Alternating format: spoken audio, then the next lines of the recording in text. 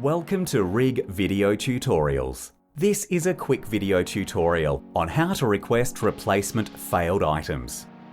Once you've logged in, click on the Does Not Comply shortcut in the overview box.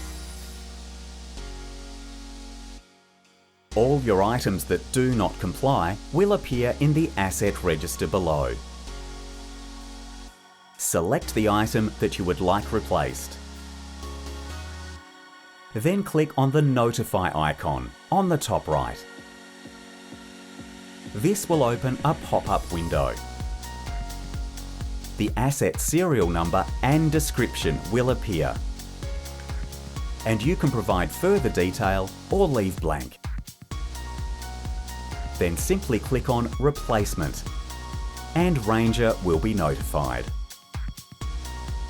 I hope you found this helpful, but if you are still unsure or have a problem, please contact rig@ranger.com.au.